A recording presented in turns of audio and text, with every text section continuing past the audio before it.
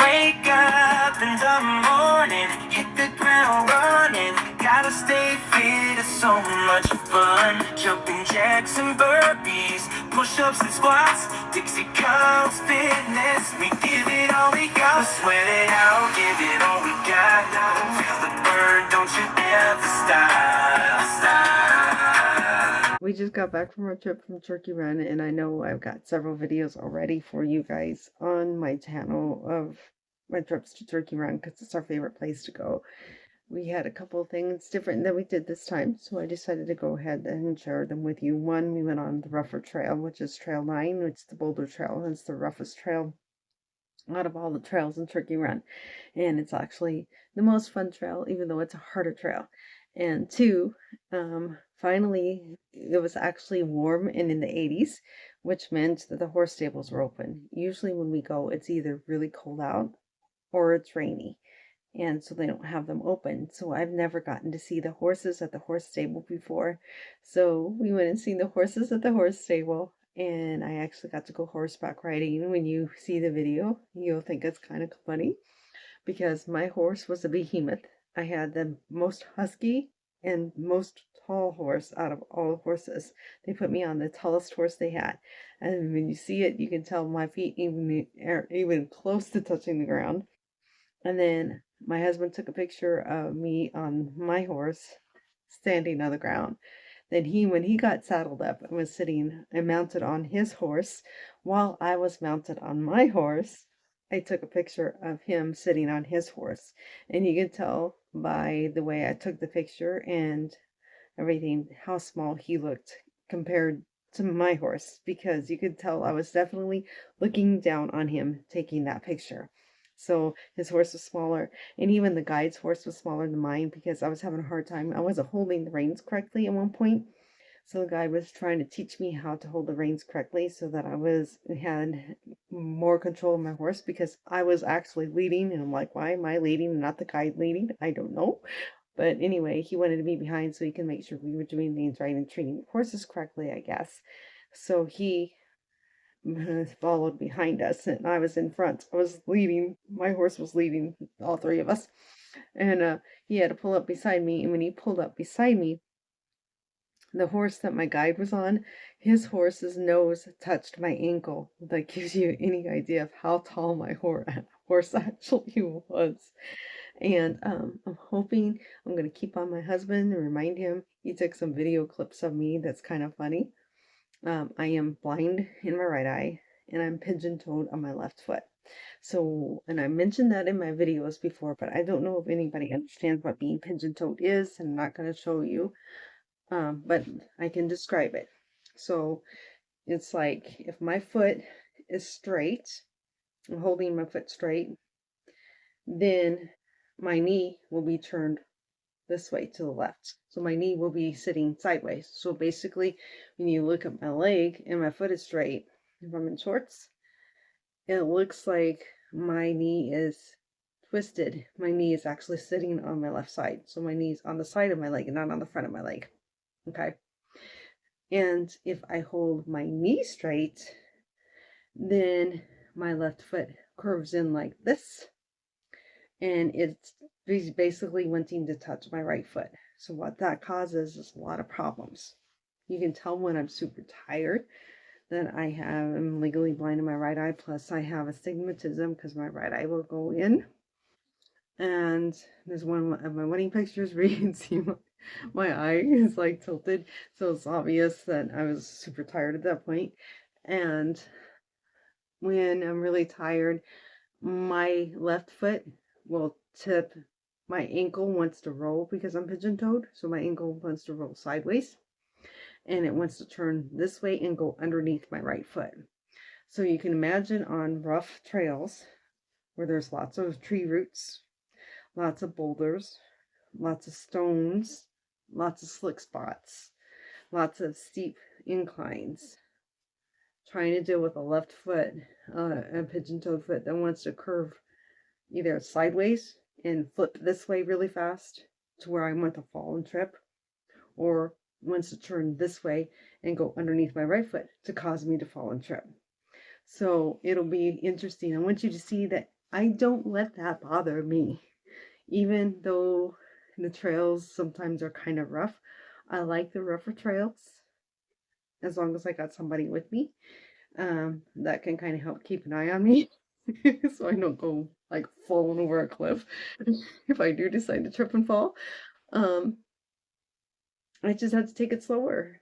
And I don't care because the scenery is more beautiful usually on the harder trails than it is on the easy trails. So I'm willing to take that chance as long as I got somebody with me to support me. And so there'll be times that'll be bad enough that I'll be nervous or something. And either my husband or somebody who's with me in the family that knows I have that problem will either make me wrap my arm and they'll give me their arm so I can wrap my hand around their arm to keep me stable, or they'll grab my hand and help me cross. So usually when I have it with the right people, they understand. So I'm hoping I can get him to share those clips so I can let you see how goofy I am sometimes. And I don't mind sharing that side of me. I'm actually ready for you guys to see that because I want you to see that doesn't, even if you have a little bit of pigeon toed or you're blind in your right eye. I have two things going against me when I go on these trails because I'm blind in one eye. I have depth perception problems and all that. I can't see on this side as well. So, but I don't ever let it bother me. I love to be adventurous and explore stuff. I just have to take things easier and slower than some people do. And there's people that are way more disabled than me and outdo me even. And there's people who are ordinary people that have none of these issues that are scared to try things. So I'm hoping by seeing these video clips of me, it'll encourage everybody to see that they can do whatever they want. So if you like this video, don't forget to subscribe, like, share, and comment. Check me out on my social media accounts, which will be in the description. And don't forget about Dixie's Friends. Enjoy.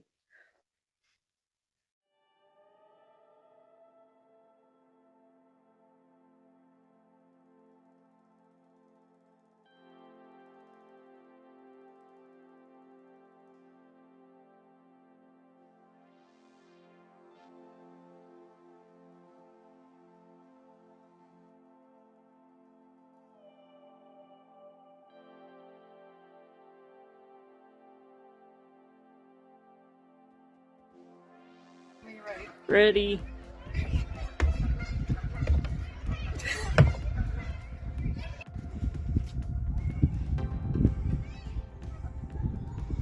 The geese are having a blast.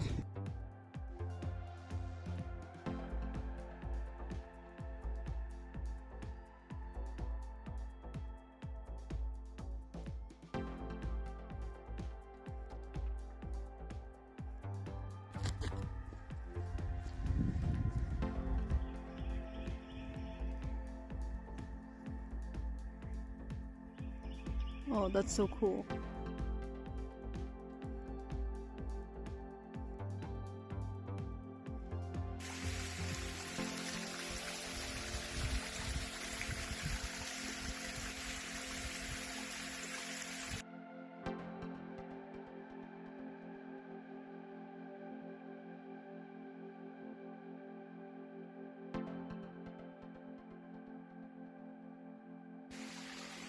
Going to the boulder trail, hardest trail in the whole park.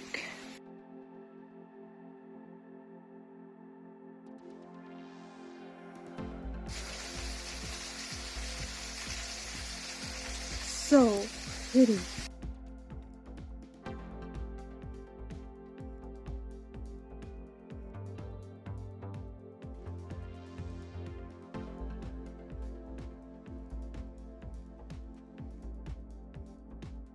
Okay guys, here's the boulder trail.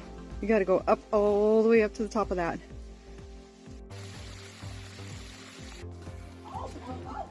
Oh.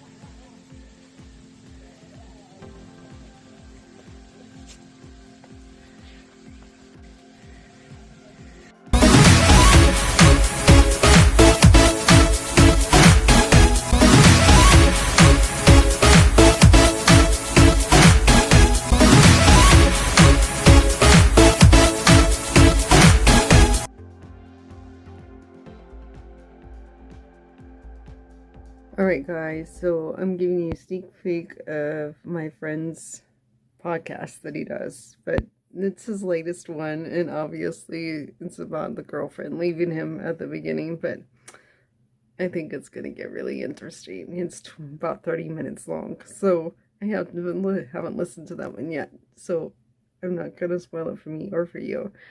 But I will, where you have to copy and paste it, I will put the link to his Spotify podcast in my comments on my videos I've been putting on here about him passing away. So if you're interested, or if you know how to get to my YouTube channel, Dixie Cuddles Fitness, as soon as you click the link, it'll immediately take you to his podcast. So, on my community board. So, anyway, here's a clip. Yeah, I think he's really good. Maybe I'm just prejudiced because he's a childhood friend. But tell me, watch some of them and tell me what you, listen to some of them, tell me what you think.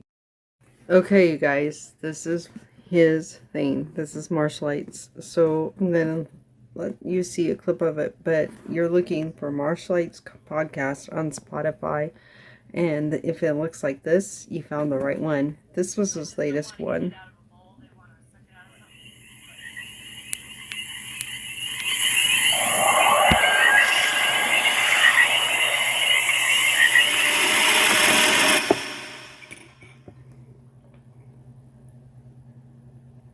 Silent Pursuit, written and read by Richard Morgan.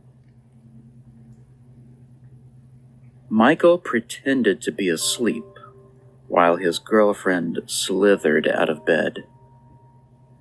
He rolled over, hoping that she wouldn't notice.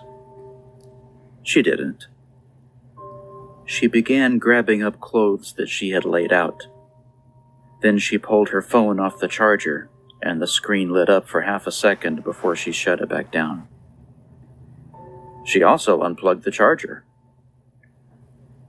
That alone told Michael that tonight was the night. With her phone and charger in one hand and her clothes in the other, she slinked out of the bedroom. When she didn't come right back, he got out of bed and tiptoed to the doorway. There, he could see into the bathroom. She was getting dressed. He could see her purse sitting underneath the bathroom sink. After she was all dolled up, she headed straight toward Michael, who bolted back into bed. She still didn't suspect. Still too focused. At one point, she stood in the doorway and faced him, stock still. She approached the bed, and there was a soft rustle on the pillow. She again moved to the doorway and turned around to stare. After too long, she made a strong jerking motion with one of her arms, and then she turned and left.